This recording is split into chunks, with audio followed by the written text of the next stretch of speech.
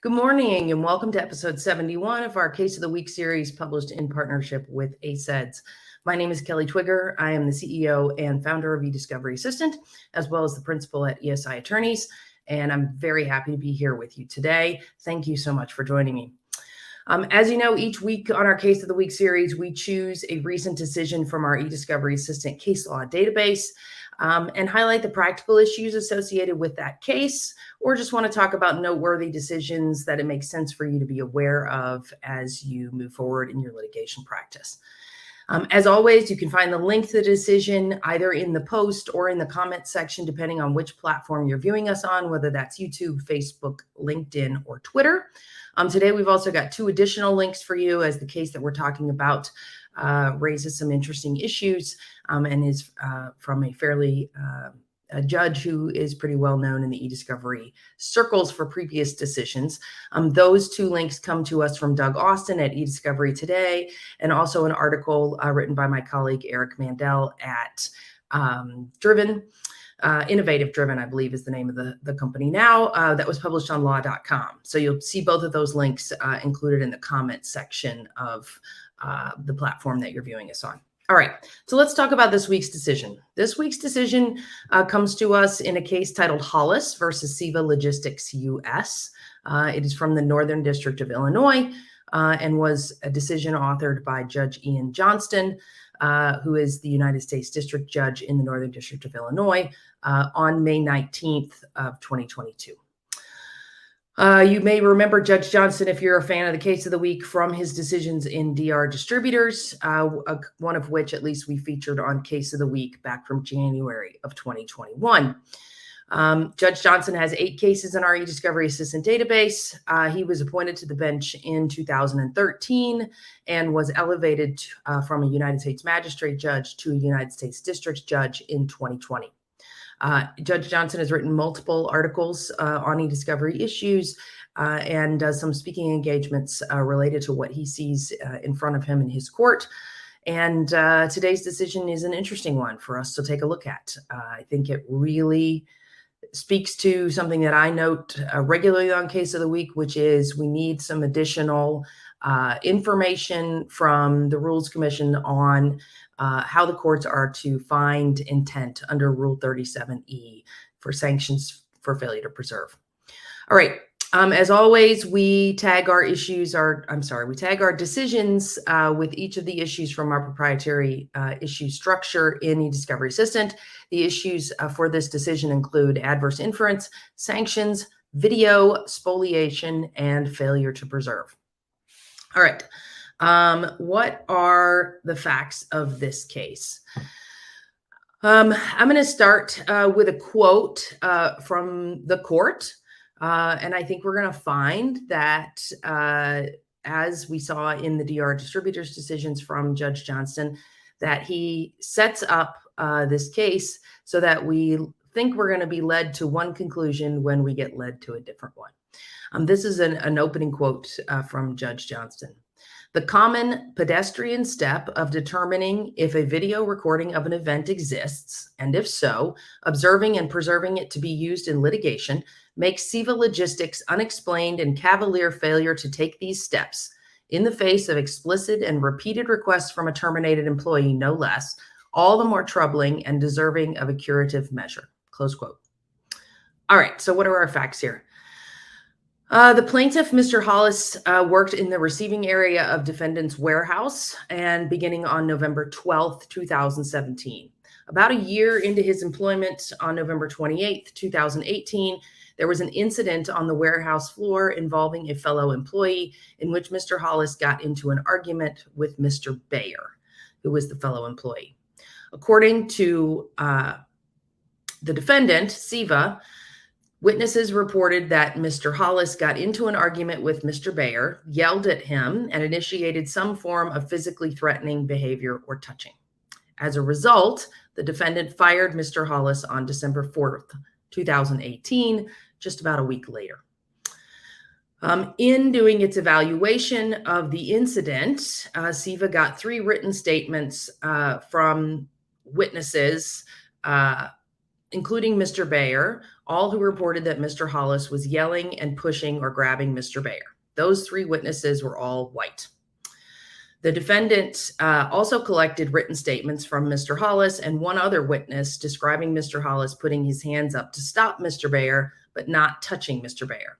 A third witness also stated in a declaration that he told Mr. Hollis's supervisor, Mr. Berkshire, that he never saw Mr. Hollis touch Mr. Bayer. Those 3 witnesses are all African American. Ultimately, Mr. Berkshire, the supervisor, credited the 3 witnesses who claimed that Mr. Hollis grabbed Mr. Bayer on November 28, 2018, rather than the African American witnesses who asserted that Mr. Hollis never touched Mr. Bayer. Based on this credibility determination, 𝐂𝐈𝐀 fired Mr. Hollis. At the time of the incident, there were 3 security cameras aimed at the area on the warehouse floor. 𝐂𝐈𝐀 presented absolutely no evidence that any of its employees ever attempted to view, preserve, or recover the footage before Mr. Hollis's termination, or frankly, at any point thereafter. On December 5th, 2018, the day after Mr. Hollis's termination, Mr. Hollis wrote to 𝐂𝐈𝐀's Human Resources Department about the termination in a document he labeled, quote, "a formal letter of complaint against 𝐂𝐈𝐀 Logistics for workplace race discrimination," close quote. Excuse me. Twice in the letter, Mr. Hollis referred to a request that someone review footage of the incident, open quote. "I suggested Tom pull and watch the video as the entire warehouse is being monitored," close quote, and open quote. "Finally, if I had put my hands around any person's neck, management can confirm what took place by viewing the cameras," close quote. The court also noted that the evidence established that the very next day after the incident, Mr. Hollis verbally requested that the general manager review the video recordings, and about a week later, in a document complaining about race discrimination, that same letter that I just mentioned, twice requested a review of the video recordings that he asserted would clear him of any wrongdoing. Still, 𝐂𝐈𝐀 never looked at or viewed the security footage from the incident. Mr. Hollis filed a discrimination charge with the EEOC on March 13th, 2019, which was timely according to the court, and after receiving a right to sue letter, filed this case on June 6, 2019. So we're just a little over 7 months from the actual date of the incident, or just under 7 months, I should say. Plaintiffs served discovery requests on February 18th, 2020, so more than a year after the case was initially filed. But as we know, in federal court, you got to jump through some hoops before you can serve discovery. So that timing kind of makes sense. At the time of those discovery requests, the plaintiff asked for the video recordings and for 𝐂𝐈𝐀 to identify the custodian of the video.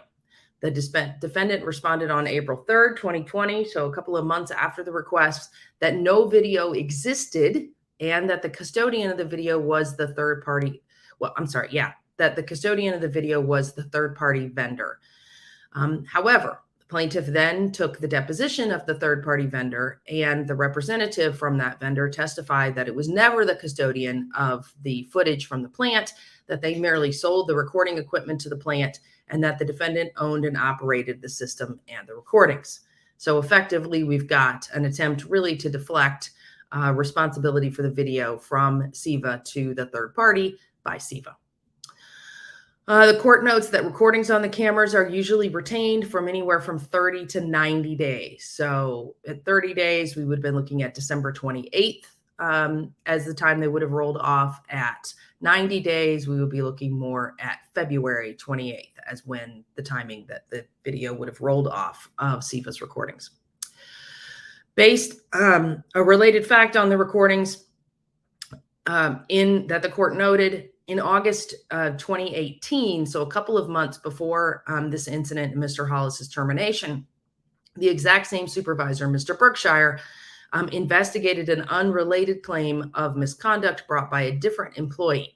During that investigation, Mr. Berkshire pulled the security camera video recordings of the alleged incident to review them. And during his deposition, Mr. Berkshire described the simple process that he used to obtain the video. Essentially, he just contacted security and asked for it.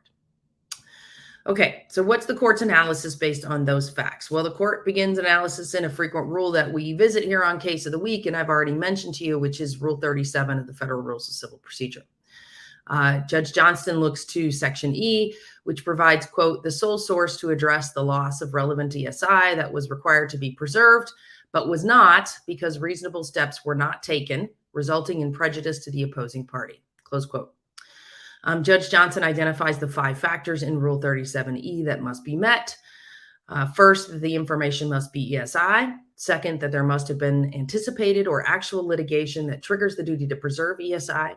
Third, that the relevant ESI should have been preserved at the time of the litigation was anticipated or ongoing. Fourth, that the ESI must have been lost because a party failed to take reasonable steps to preserve it. And 5, the lost ESI cannot be restored or replaced through additional discovery. The court notes that all 5 of those requirements must be met in order to allow for curative measures and sanctions under Rule 37E. And once those 5 requirements are met, the court must also determine if the party seeking the ESI has suffered prejudice or if the party with possession, custody, or control of the ESI intended to deprive the seeking party of the ESI. So in addition to those 5 requirements, we have to prove prejudice to the plaintiff and that the defendant had the requisite intent. If prejudice exists but not intent, then the court may impose curative measures, including but not limited to an instruction that jurors may consider the circumstances surrounding the loss of the ESI. If intent does exist, then the court can impose sanctions, including presuming that the information was unfavorable, instructing the jury to presume the information was unfavorable, or by entering dismissal or default. Okay, so the court then undertakes an analysis of those 5 factors.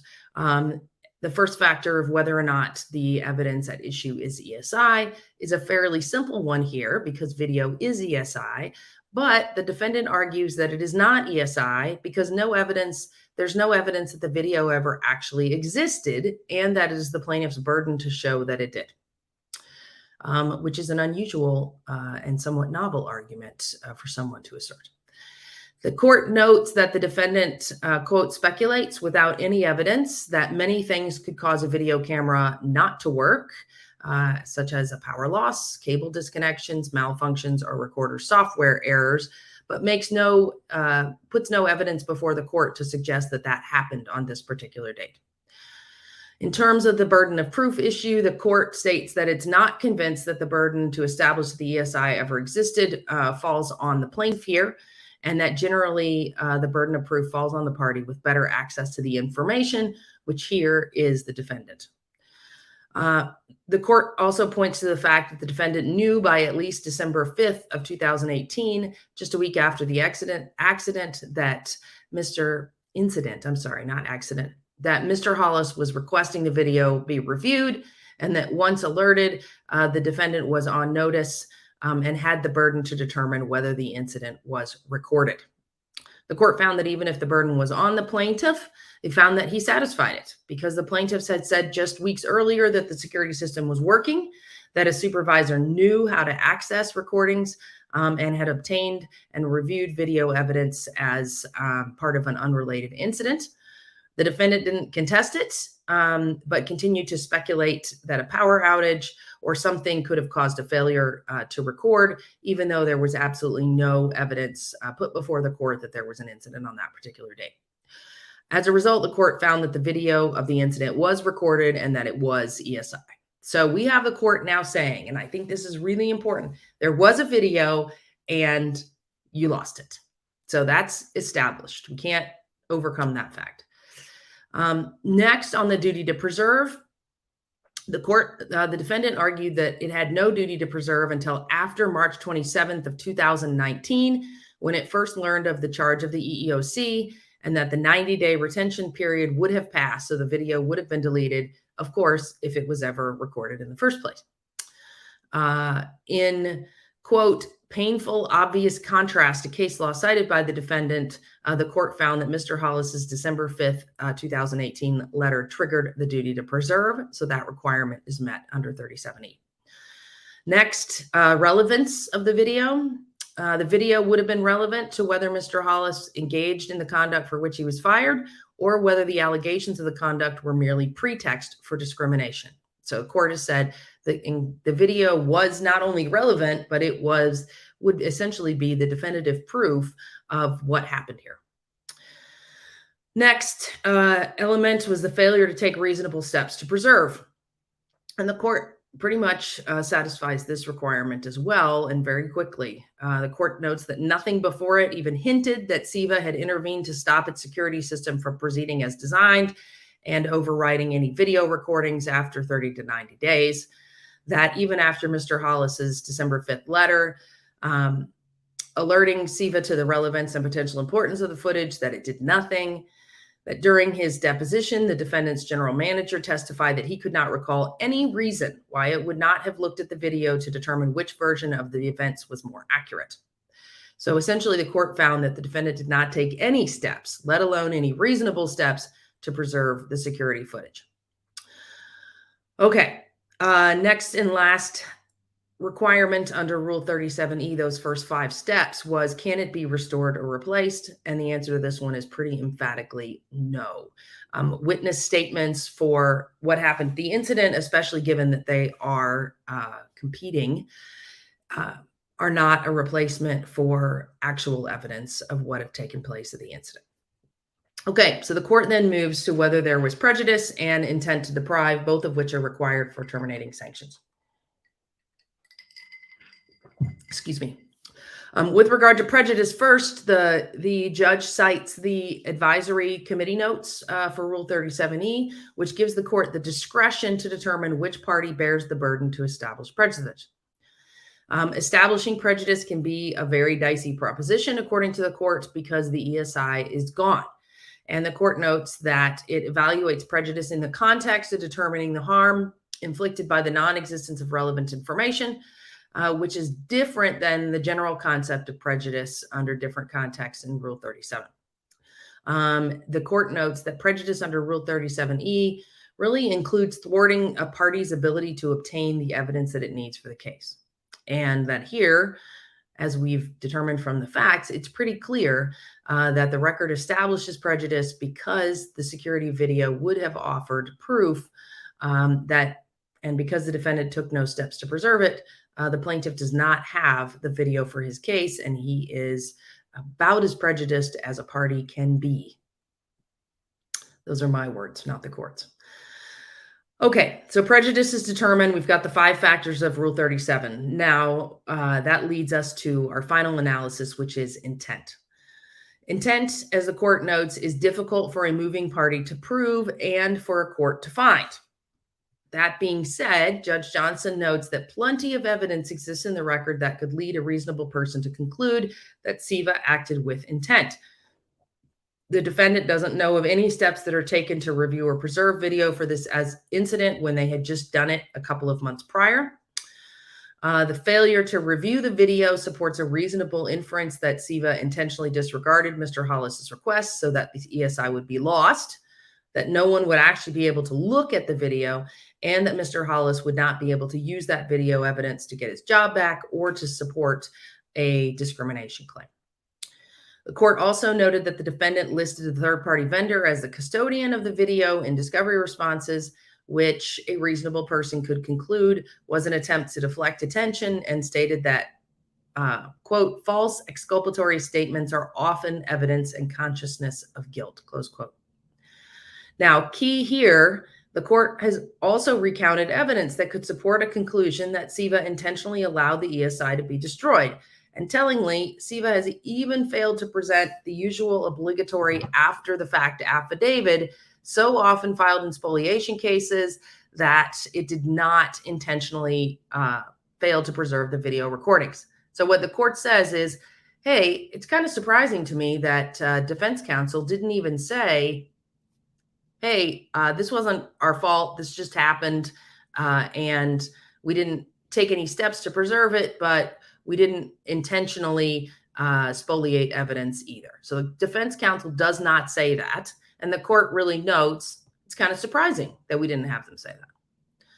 However, despite the defendant's failure to make that argument, the court then says that counsel could have made a reasonable argument that her client was incompetent versus intentionally allowing the evidence to be destroyed, and references what he calls Hanlon's razor, which says that in its most polite form, we should not infer malice from conduct that can be adequately attributed to incompetence, and says that, quote, humans are just as likely to be dim-witted as they are dastardly.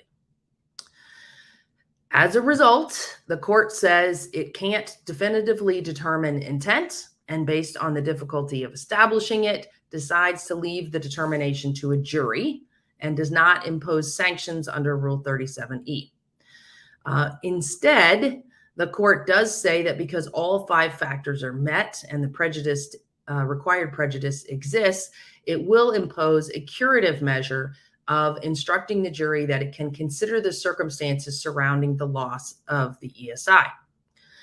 Now, the curative instruction that the court provides is missing a couple of things in my estimation, but that's what Judge Johnston comes to the conclusion of. Essentially, that the job of finding intent becomes left to the jury because despite all of the evidence that he has, that's the way that he chooses to proceed.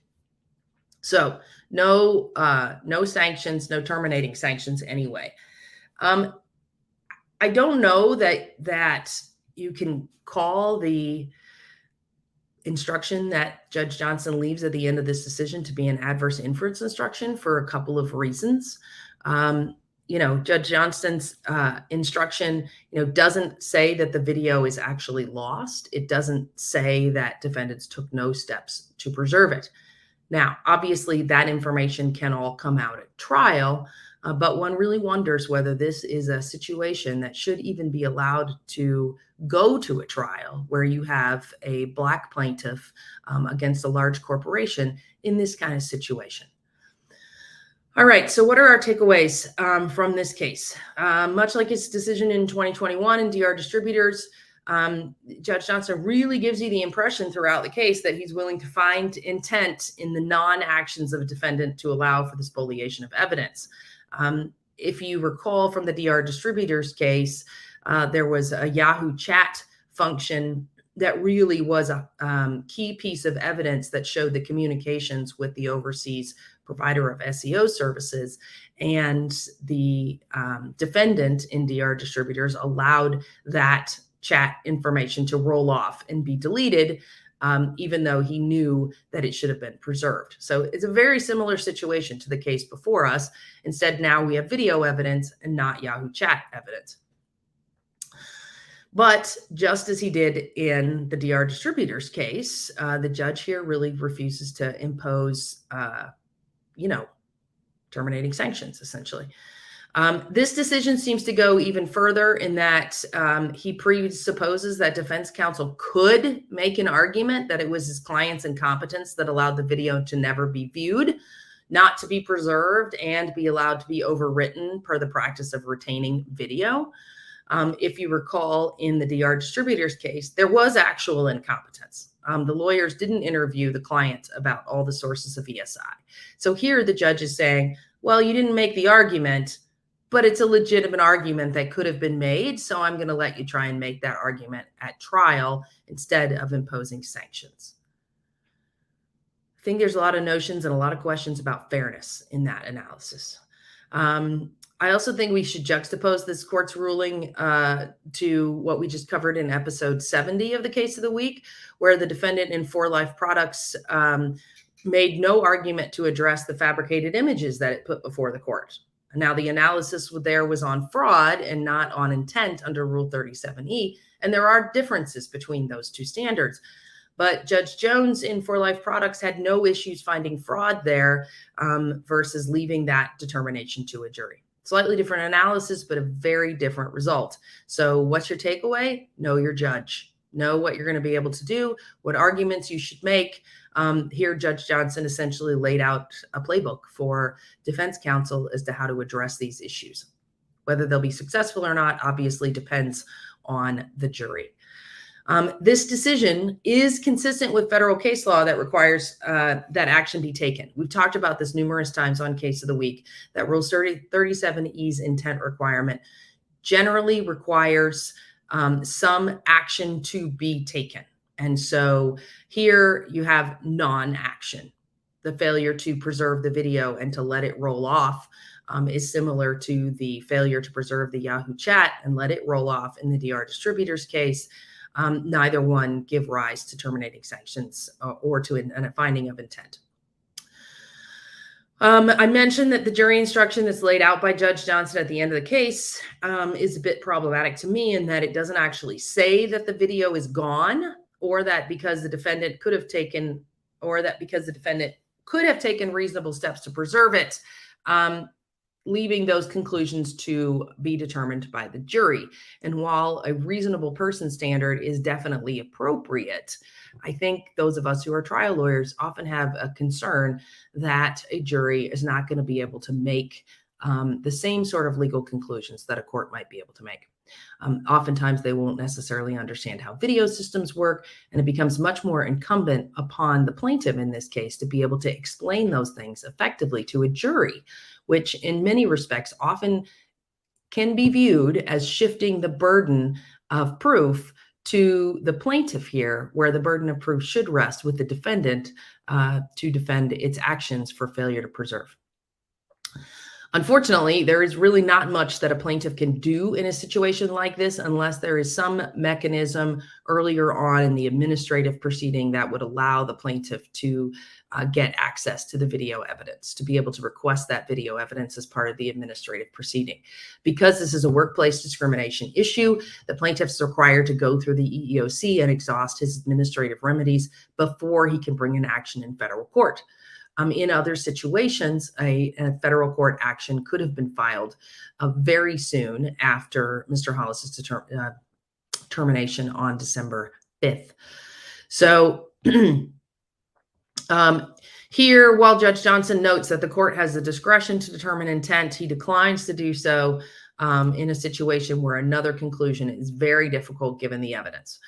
It really seems to me that we need either a language change, additional advisory information, or something that's going to allow courts to make a determination of intent under Rule 37E where there is non-action. The DR Distributors case, this case, the myriad of other cases that we've discussed both on Case of the Week and not, that require action in order to be able to determine intent under Rule 37E, it's a huge line of case law. So that's where the courts are with the current language of the rule that exists. If something needs to change, it's going to have to be in the language of the rule in order for that to be able to move forward. All right.